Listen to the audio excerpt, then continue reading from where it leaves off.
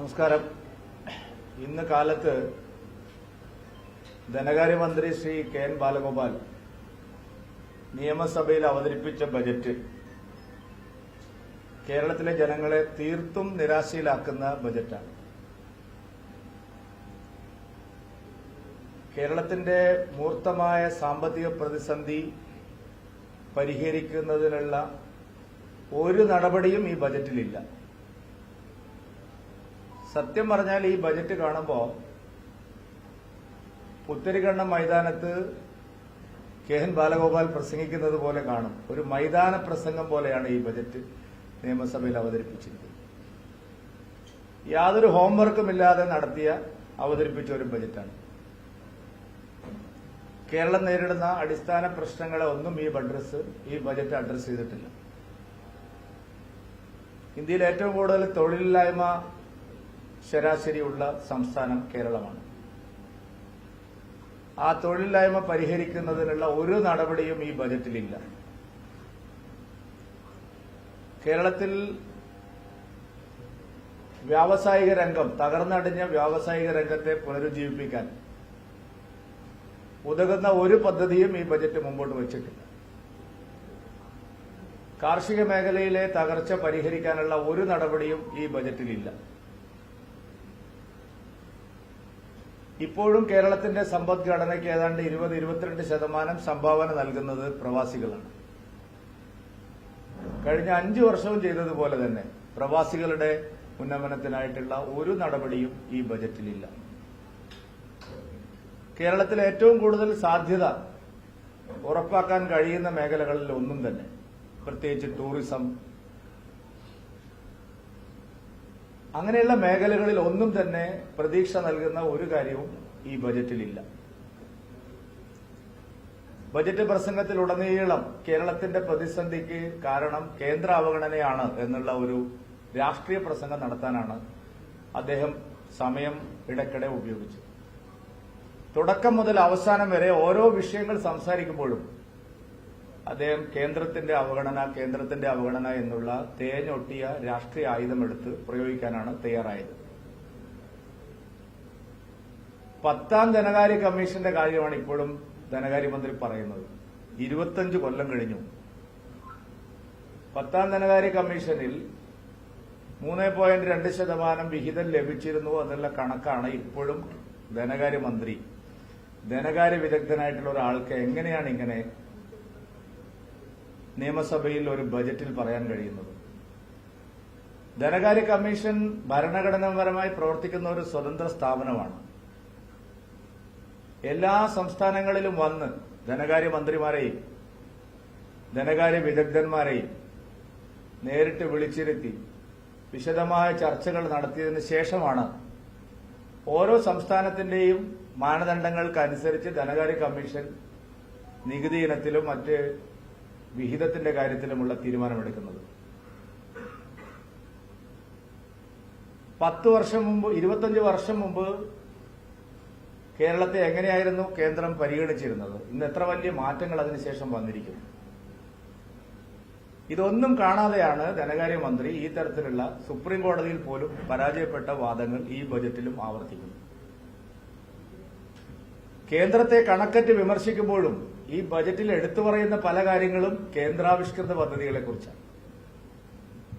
ധനകാര്യമന്ത്രി വിഴിഞ്ഞത്തെക്കുറിച്ച് പറയുന്നു, മെട്രോ റെയിലിനെ കുറിച്ച് പറയുന്നു, ദേശീയപാത വികസനത്തെക്കുറിച്ച് പറയുന്നു, കിസാൻ ക്രെഡിറ്റ് കാർഡിനെ കുറിച്ച് പറയുന്നു, ജൽജീവൻ മിഷനെ കുറിച്ച് പറയുന്നു,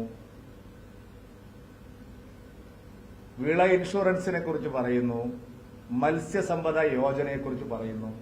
ഇതെല്ലാം കേന്ദ്രാവിഷ്കൃതമായിട്ടുള്ള കേരളത്തിന് ഗുണം ചെയ്യുന്ന പദ്ധതികളാണ്.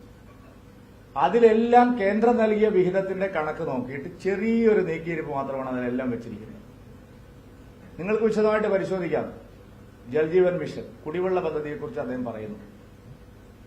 കുടിവെള്ള പദ്ധതി ഒരു കൊല്ലമായിട്ട് കേരളത്തിൽ മുടങ്ങിക്കിടക്കുക. 4500 കോടി രൂപയുടെ കുടിശ്ശിക കേരളത്തിലെ കരാറുകാർക്ക് കൊടുക്കാനുണ്ട്. ഈ വർഷം കേന്ദ്ര ഗവൺമെന്റ് വിഹിതം വെച്ചിട്ടും സംസ്ഥാന ഗവൺമെന്റ് വിഹിതം വെക്കാത്തത് കൊണ്ട് പല പദ്ധതികളും മുടങ്ങിയിരിക്കുകയാണ്. ദേശീയപാതാ വികസനത്തിന് 65,000 കോടി രൂപയുടെ ഓൺഗോയിങ് പ്രോജക്റ്റ് ഇവിടെ നടന്നുകൊണ്ടിരിക്കുകയാണ്. മാത്രമല്ല, പ്രധാനമന്ത്രി സഡക് യോജനയ്ക്ക് കേന്ദ്ര ബജറ്റിൽ വെച്ചിരിക്കുന്ന പണവും അത് കേരളത്തിന് കിട്ടുന്ന പണവും ഗ്രാമീണ റോഡുകളുടെ വികസനത്തിന് ഇപ്പോൾ ബജറ്റിൽ വെച്ചിരിക്കുന്ന പണവും നിങ്ങൾ നോക്കിയാൽ മതി. നഗരങ്ങളിൽ 1,00,000 വീടുകൾ എന്നുള്ളൊരു പ്രഖ്യാപനം നടത്തി. പ്രധാനമന്ത്രി ആവാസ് യോജന ഫലപ്രദമായി നടപ്പാക്കുന്നതിൽ കേരളത്തിലെ നഗരങ്ങളിൽ കേന്ദ്ര സർക്കാർ ശക്തമായ നടപടി സ്വീകരിക്കുമ്പോഴും ഗ്രാമീണ മേഖലയിൽ കേരള ഗവൺമെന്റ് നടപ്പാക്കുന്ന ഭവന പദ്ധതി സമ്പൂർണ്ണമായിട്ട് പരാജയപ്പെട്ടിരിക്കുക. ഇപ്പോ ലൈഫ് മിഷനെ കുറിച്ചുള്ള ഒരു അവകാശവാദവും ഈ സർക്കാർ ഉന്നയിക്കുന്നില്ല, ഈ ബജറ്റിലും കാര്യമായിട്ട് പരാമർശിച്ചിട്ടില്ല. കേരള ഗവൺമെന്റിന്റെ സാമ്പത്തിക മിസ്മാനേജ്മെന്റിന് കേന്ദ്രത്തെ കുറ്റം പറയുമ്പോഴും കേന്ദ്ര പദ്ധതികളുടെ ആനുകൂല്യത്തിൽ മാത്രമാണ് ഈ വർഷം കേരളത്തിന് മുമ്പോട്ട് പോകാൻ കഴിയുന്നതെന്ന് സ്ഥാപിക്കുന്നതാണ് ഈ ബജറ്റ്. മത്സ്യത്തൊഴിലാളികളുടെ തീരദേശ മേഖലയ്ക്ക് കൈയയച്ച സഹായം എന്നാണ് പല മാധ്യമങ്ങളും റിപ്പോർട്ട് ചെയ്യുന്നത്. എങ്ങനെയാണ് സാധിക്കുന്നത്? മത്സ്യസമ്പദ യോജന ഇത്തവണ കേന്ദ്ര സർക്കാർ പ്രഖ്യാപിച്ച ബജറ്റിൽ ഏറ്റവും കൂടുതൽ ആനുകൂല്യം ലഭിക്കാൻ പോകുന്ന സ്റ്റേറ്റ് കേരളമാണ്. ഇത്രയും വിശാലമായിട്ടുള്ള തീരദേശമുള്ള കേരളത്തിന് ലഭിക്കാൻ പോകുന്ന ആനുകൂല്യങ്ങളുടെ വിഹിതത്തിന്റെ കണക്ക് പറഞ്ഞിട്ടാണ് ഇപ്പൊ അദ്ദേഹം ഒരു ചെറിയ തുക അക്കാര്യത്തിൽ മാറ്റി. കർഷകരെ സഹായിക്കാൻ ഇവിടെ എന്താ ചെയ്യുക? നിങ്ങൾ റബ്ബർ ബോർഡിന് എത്ര സെൻട്രൽ ഗവൺമെന്റ് കൊടുത്തു, ടീ ബോർഡിന് എത്ര കൊടുത്തു, കോഫി ബോർഡിന് എത്ര കൊടുത്തു, കോക്കനട്ട് ബോർഡിന് എത്ര കൊടുത്തു, കൊയർ ബോർഡിന് എത്ര കൊടുത്തു? നിങ്ങൾ കണക്ക് നിങ്ങളുടെ കയ്യിലുണ്ടല്ലോ. കേരളത്തിനൊന്നും കിട്ടിയില്ലെന്ന് പറഞ്ഞു. നാളികേര കർഷകരെ സഹായിക്കാൻ ഈ ഗവൺമെന്റ് എന്താണ് ഈ ബജറ്റിൽ മാറ്റിവെച്ചിരിക്കുന്നത്? കയർ മേഖലയിൽ ഈ ഗവൺമെന്റ് എന്താണ് മാറ്റിവെച്ചിരിക്കുന്നത്? റബ്ബർ മേഖലയിൽ ഈ റബ്ബർ കർഷകരെ സഹായിക്കാൻ എന്താണ് മാറ്റിവെച്ചിരിക്കുന്നത്? 210 രൂപ മാർക്കറ്റിൽ വില കിട്ടുമ്പോൾ 10 രൂപ കൂട്ടി 150 രൂപയാണ് സർക്കാർ പ്രഖ്യാപിച്ചിരിക്കുന്നത്. അപ്പൊ ഇതെല്ലാം ഒരു കാപട്യം നിറഞ്ഞ ബജറ്റാണ്, ജനങ്ങളുടെ കണ്ണിൽ പൊടിയിടുന്ന ബജറ്റാണ്. ധനകാര്യ മിസ്മാനേജ്മെന്റിന് ജനങ്ങളെ പിഴിയുന്ന നടപടിയാണ് എല്ലാം ഉണ്ടായിരിക്കുന്നത്. 2022 പബ്ലിക് ഡൊമൈനിലുള്ളതാണല്ലോ. CNAG വളരെ വ്യക്തമായി 28,000 കോടി രൂപയുടെ നികുതി കുടിശ്ശിക വൻകിടക്കാരിൽ നിന്ന് പിരിക്കാനുണ്ടെന്നാണ് പറഞ്ഞത്. ഒരക്ഷരം ധനകാര്യമന്ത്രി ബജറ്റ് പ്രസംഗത്തിനിടയിൽ ഒരിടത്തും CNAG വളരെ ആധികാരികമായി 28,000 കോടി രൂപ നികുതി കുടിശ്ശിക ലഭിക്കാനുണ്ട്, ആ കാര്യത്തെ അഡ്രസ് ചെയ്യുന്നതിനെ കുറിച്ച് ഒരു അക്ഷരം പറഞ്ഞിട്ടില്ല. പകരം ആരമേലാണ് അടിച്ചേൽപ്പിക്കുന്നത്? ഭൂനികുതി 50% അധികം. നോക്കണം നിങ്ങൾ, ഇതിന് മുമ്പ് അവർ വർദ്ധിപ്പിച്ചതിന്റെ കണക്ക് നോക്കിയാൽ അറിയാം ഈ സർക്കാർ എത്രമാത്രം മനുഷ്യത്വരഹിതമായ നടപടിയാണ് സ്വീകരിച്ചത്. 28,000 crore പണക്കാരിൽ നിന്ന് പിരിഞ്ഞു കിട്ടാനുള്ള സർക്കാർ അവിടെ ഒരു നടപടിയും എടുക്കാതെ 6 മാസം മുമ്പ് വെള്ളക്കരം, വീട്ടുകരം, അസസ്മെന്റ് എന്ന് പറഞ്ഞ് വീട് വെച്ചവർക്ക് കെട്ടിട നികുതിയുടെ പുതിയ അസസ്മെന്റ്, ഇതെല്ലാം ഭീകരമായ ഭാരം ജനങ്ങളുടെ മേൽ അടിച്ചേൽപ്പിച്ചതിന് ശേഷമാണ് ഇപ്പോഴും ഭൂനികുതി സ്ലാബ് 50% വർദ്ധിപ്പിച്ചിരിക്കുന്നത്. എന്താ ധനകാര്യമന്ത്രി പറഞ്ഞത്? 5 കൊല്ലം GST കുടിശ്ശിക കിട്ടി, ഇപ്പൊ കിട്ടുന്നില്ല. സാർ, 5 കൊല്ലം GST കുടിശ്ശിക കിട്ടിയത് എല്ലാ സംസ്ഥാനങ്ങളെ വെച്ച് നോക്കുമ്പോൾ ഏറ്റവും കൂടുതൽ കിട്ടിയ സ്റ്റേറ്റ് കേരളമാണ്. ആ കാലത്ത് ഇവർ അടയിരുന്നു നികുതി പിരിക്കാതെ. GST കുടിശ്ശിക കിട്ടും, റവന്യൂ ഡെഫിസിറ്റ് ഗ്രാന്റ് കിട്ടും, കിട്ടിയതിന്റെ കണക്ക് അദ്ദേഹം പറയുന്നില്ല. GST കുടിശ്ശിക, അതായത് കുടിശ്ശികയല്ല, GST കോമ്പൻസേഷൻ, തെറ്റിപ്പോയതാണ്. GST കോമ്പൻസേഷൻ 5 കൊല്ലം കിട്ടി, 5 കൊല്ലം കിട്ടുമെന്ന് പറഞ്ഞിട്ടുണ്ട്. ആ കാലത്ത് ഇവര് ഒരു തരത്തിലുള്ള GST ഫലപ്രദമായിട്ട് ഇംപ്ലിമെന്റ് ചെയ്ത് സർക്കാരിന് കിട്ടേണ്ടത് കണക്കിന് കിട്ടാനുള്ള ഒരു തരത്തിലുള്ള പ്രോഗ്രസീവായിട്ടുള്ള ഇടപെടലും ഈ സർക്കാർ നടത്തിയില്ല.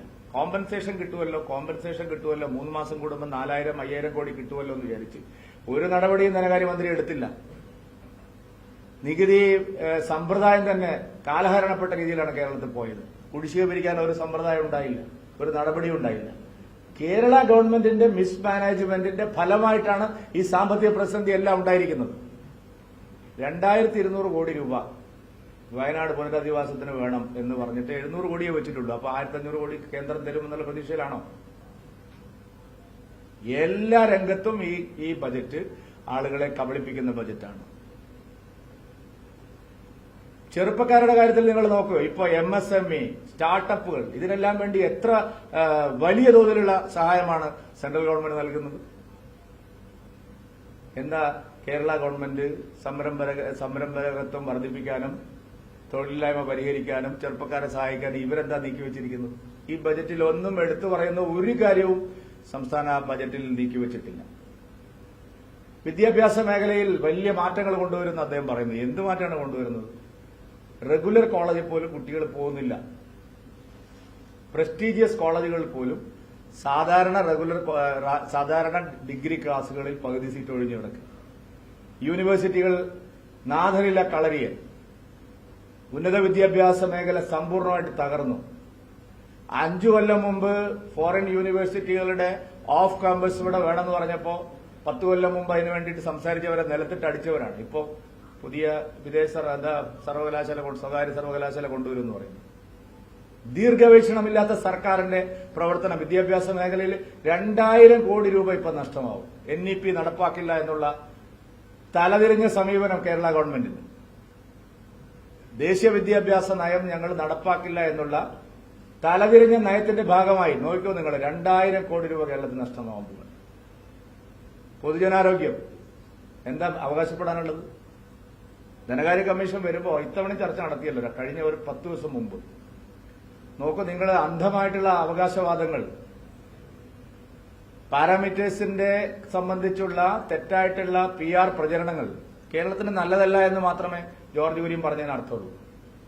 കേരള ഗവൺമെന്റ് ശരിയായ രീതിയിൽ കേന്ദ്രത്തെ സമീപിച്ച് കാര്യങ്ങൾ നേടിയെടുക്കുന്നതിൽ വലിയ വീഴ്ച വരുത്തുന്നു. എല്ലാ സംസ്ഥാനങ്ങളും റേഷൻ കാര്യത്തിൽ നിങ്ങൾ നോക്കിയാൽ അറിയാം, നിങ്ങൾക്ക് പരിശോധിച്ചാൽ അറിയാം, സൌജന്യ റേഷൻ ലഭിക്കുന്ന കാര്യത്തിലും മുൻഗണനാക്രമത്തിലുള്ള റേഷനരി ഭക്ഷ്യധാന്യങ്ങളുടെ ലഭ്യതയുടെ കാര്യത്തിലും എല്ലാ സംസ്ഥാനങ്ങളും. കഴിഞ്ഞ ദിവസം എന്റെ സാന്നിധ്യത്തിലാണ് കൃഷിമന്ത്രി GR അനിൽ, ഭക്ഷ്യമന്ത്രി നമ്മുടെ തിരുവനന്തപുരത്ത് കണ്ടത്. എന്റെ സാന്നിധ്യത്തിൽ ഞാൻ ഇരിക്കുമ്പോഴാണ് വന്ന് മന്ത്രിയുടെ പ്രഹ്ലാദ് ജോഷിയെ, സിവിൽ സപ്ലൈസിന്റെ സെക്രട്ടറിയും കൂടെ ഉണ്ടായിരുന്നു.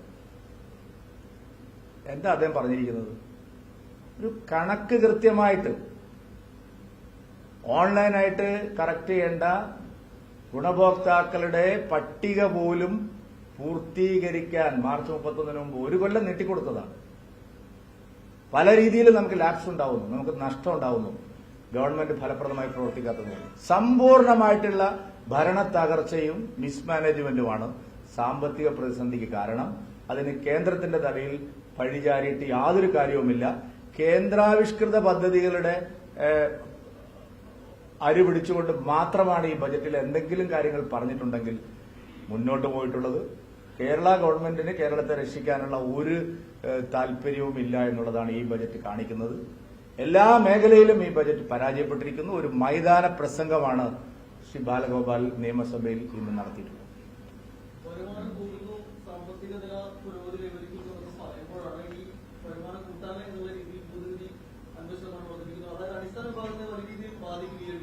അതല്ല ഞാൻ പറഞ്ഞത്.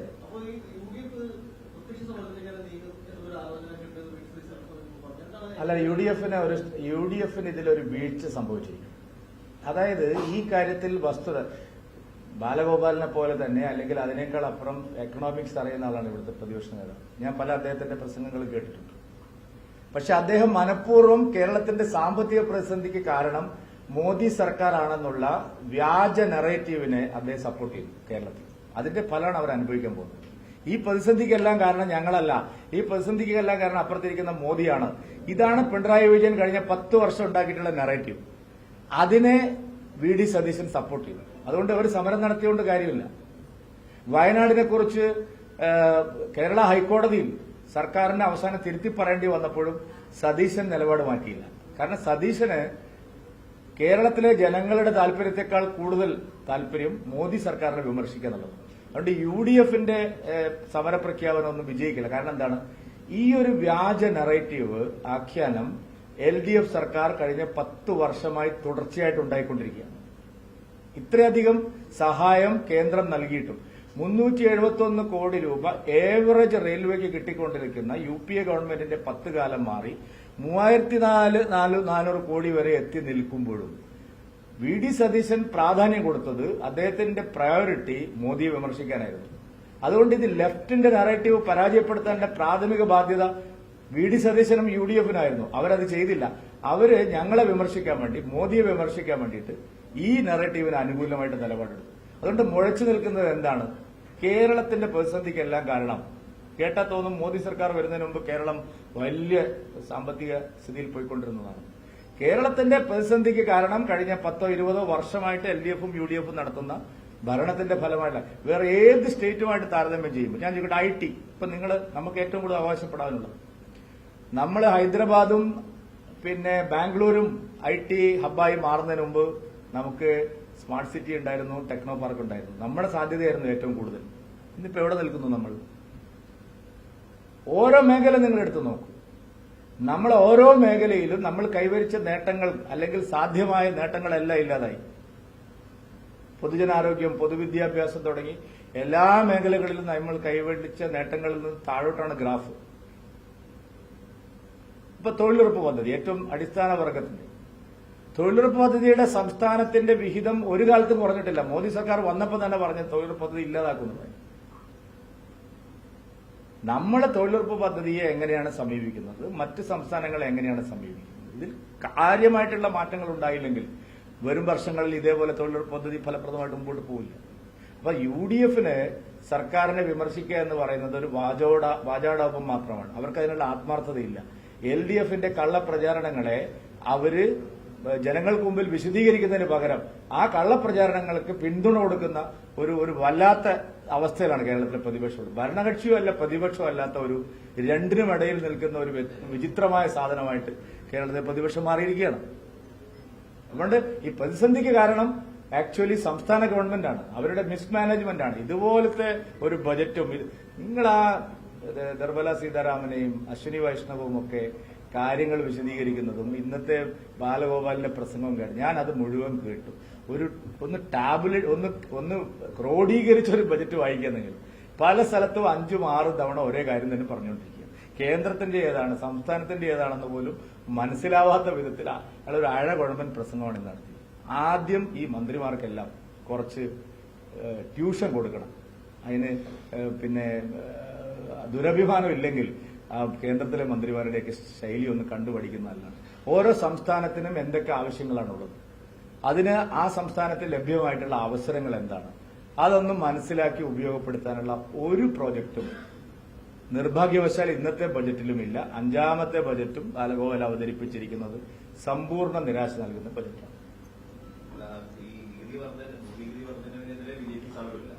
സമരമില്ലെന്നല്ല ഞാൻ പറഞ്ഞത്.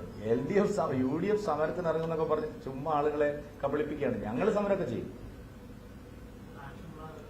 അല്ല, അതിപ്പോ ഇന്ന് ബജറ്റ് കഴിഞ്ഞാലേ ഉള്ളൂ.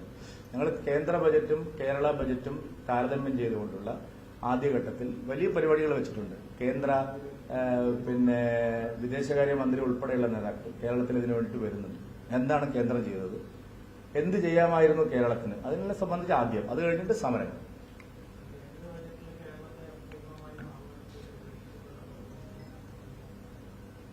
ഇതിൽ ഭയങ്കര പദ്ധതിയാണല്ലോ. ഞാൻ അന്ന് നിങ്ങളോട് പറഞ്ഞ ഇതേ പിന്നെ കേന്ദ്ര ബജറ്റ് കഴിഞ്ഞപ്പോൾ 7-ാം തീയതി നമുക്ക് കാണാമെന്ന് ഞാൻ പറഞ്ഞു. ഇത്ര ആളുകളെ കബളിപ്പിക്കുന്ന ഒരു ബജറ്റ് അല്ല. അങ്ങനെ പ്രവാസികൾക്ക് മാസം 10,000 രൂപ കൊടുക്കാന്നൊക്കെ ഇദ്ദേഹം പറഞ്ഞ ഏതെങ്കിലും ഒരു കാര്യം നടപ്പായിട്ടുണ്ടോ? മോദി സർക്കാർ പറയുന്നതെല്ലാം അക്ഷരം പറഞ്ഞ് നടപ്പാവുകയാണ്. ഇദ്ദേഹം പറഞ്ഞ് ഇത്രയും 5 കൊല്ലം അവതരിപ്പിച്ച ബജറ്റിൽ ഇപ്പോഴും ഞാൻ കാണിച്ചു തരാം എന്തെല്ലാം ബഡായിയാണ് ഈ ധനകാര്യ ബാലഗോപാൽ ഇവിടെ പറഞ്ഞുകൊണ്ടിരുന്നത്. എന്താ നടപ്പിലായിട്ടുള്ളത്?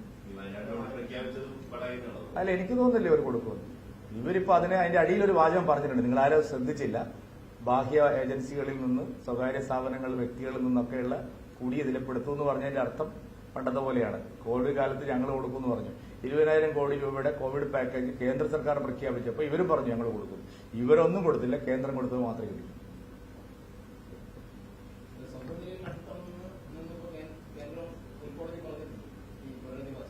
പുതിയ നിയമം അനുസരിച്ച് അങ്ങനെയാണ് രാജ്യം പാസ്സാക്കിയ നിയമം അനുസരിച്ച്. ഞങ്ങൾ പാസ്സാക്കിയതല്ല, കേന്ദ്രം കോൺഗ്രസ് ഭരിക്കുമ്പോൾ പാസ്സാക്കിയതാണ്. പക്ഷെ അതുകൊണ്ടൊന്നും കേന്ദ്രം നൽകേണ്ട കാര്യങ്ങൾ നൽകാതിരിക്കില്ല.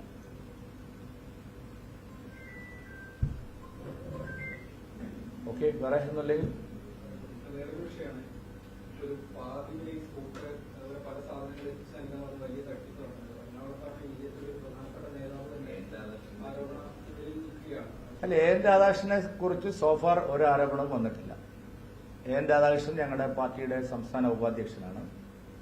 വളരെ വർഷങ്ങളായിട്ട് പൊതുരംഗത്തുള്ള ഒരാളാണ്. അദ്ദേഹം ഇന്നലെ വിശദമായിട്ട് കാര്യങ്ങൾ വിശദീകരിച്ചിട്ടുണ്ട്. ശ്രീ എൻ രാധാകൃഷ്ണൻ ഒരു ട്രസ്റ്റ് ഉണ്ടെന്നുള്ളത് സത്യമാണ്. പക്ഷെ ആ ട്രസ്റ്റുമായിട്ട് ഭാരതീയ ജനതാ പാർട്ടിക്ക് ഒരു ബന്ധവുമില്ല. അത് അദ്ദേഹത്തിന്റെ സ്വകാര്യ ട്രസ്റ്റാണ്. പക്ഷെ ആ ട്രസ്റ്റ് ഒരു ഇംപ്ലിമെന്റിംഗ് ഏജൻസി മാത്രമാണ് എന്നാണ് അദ്ദേഹം വിശദീകരിച്ചിരിക്കുന്നത്. സോഫാർ അദ്ദേഹത്തിനെതിരെ ഒരാരോപണവും എവിടെന്നും ഉയർന്നിട്ടില്ല. ഉയരാത്ത കാര്യങ്ങളെക്കുറിച്ച് നമ്മൾ ഇപ്പോഴേ സംശയിക്കേണ്ട ആവശ്യമില്ല. അദ്ദേഹം പറഞ്ഞതിനെയാണ് പാർട്ടി ഇപ്പോൾ മുഖവിലക്കെടുക്കുന്നത്.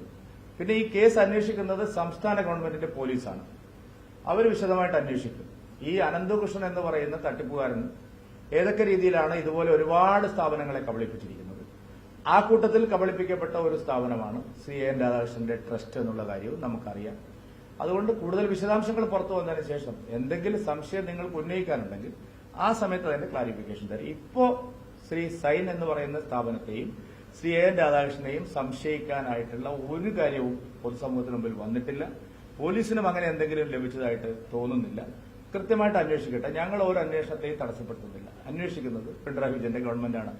ഏത് അന്വേഷണത്തെയും നേരിടാൻ ശ്രീ എൻ രാധാകൃഷ്ണനും അദ്ദേഹത്തിന്റെ ട്രസ്റ്റും തയ്യാറാണെന്ന് അദ്ദേഹം തന്നെ പറഞ്ഞിട്ടുണ്ട്.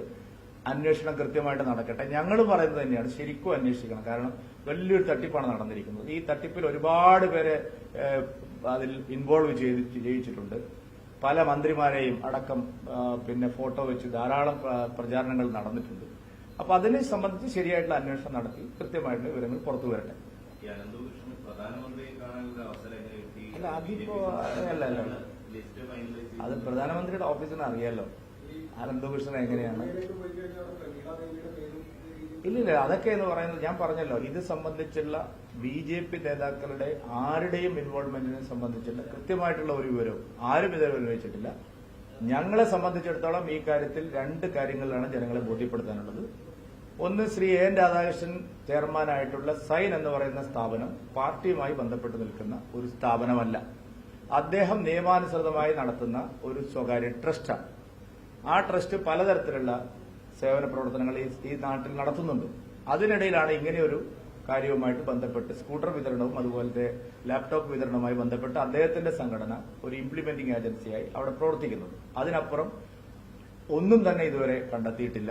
അതുകൊണ്ട് നമ്മൾ അനാവശ്യമായിട്ടുള്ള സംശയങ്ങൾ ഉണ്ടാക്കുന്നത് ശരിയായ കേസ് അന്വേഷണത്തിന് ഗുണകരമായിരിക്കും. നിങ്ങൾ ചോദിച്ച ചോദ്യത്തിനുള്ള മറുപടി ഞാൻ പറഞ്ഞു. അവിടുന്ന് ഇവിടുന്നുള്ള ചോദ്യങ്ങളൊന്നും ചോദിച്ചു. അങ്ങനെ പ്രചാരണം നടത്തിയിട്ടുണ്ട്. തട്ടിപ്പുകാർ അങ്ങനെ എന്തെല്ലാം പറയുന്നു. നമുക്ക് എന്ത് ചെയ്യാൻ പറ്റും? കേന്ദ്ര സർക്കാരിന്റെ പദ്ധതിയാണെന്ന് പറഞ്ഞിട്ട് ഇപ്പൊ എത്ര 3500 രൂപ കിട്ടുന്നു. ഇന്നും എനിക്കൊരാൾ വാട്സപ്പിൽ അയച്ചു, മോദി 3500 രൂപ 10ാം ക്ലാസ് പാസ്സാകാൻ. ഇതൊക്കെ ആളുകൾ ഇങ്ങനെ ഫോർവേഡ് ചെയ്യാൻ ഞാൻ എന്ത് ചെയ്യും? നമുക്ക് എന്ത് ചെയ്യാൻ പറ്റും? ബി.ജെ.പി. ഇതിൽ ഒരു തരത്തിലും കബളിപ്പിച്ചിട്ടില്ല. ബി.ജെ.പി. ഇത് എവിടെയും ഇതുമായിട്ട് ബന്ധപ്പെട്ടിട്ടില്ല. നരേന്ദ്രമോദിജിയുടെ സന്ദർശനത്തിനുള്ള അനുമതി നൽകുന്നത് PMO ആണ്. ആരെയൊക്കെ കാണണം, ആരെയൊക്കെ കണ്ടാൽ തീരുമാനിക്കുന്നത്. ഞങ്ങൾ കൊടുത്തിട്ടല്ല, ആരോപണം അല്ലല്ലോ. ഞങ്ങൾ കൊടുത്തിട്ടുണ്ടെങ്കിൽ അത് ഞങ്ങളുടെ ഓഫീസിനും അറിയാം, PMOയ്ക്കും അറിയാം. ഗൗരവമുള്ള ആരെങ്കിലും ചോദിച്ചാൽ ഞാൻ പറയും.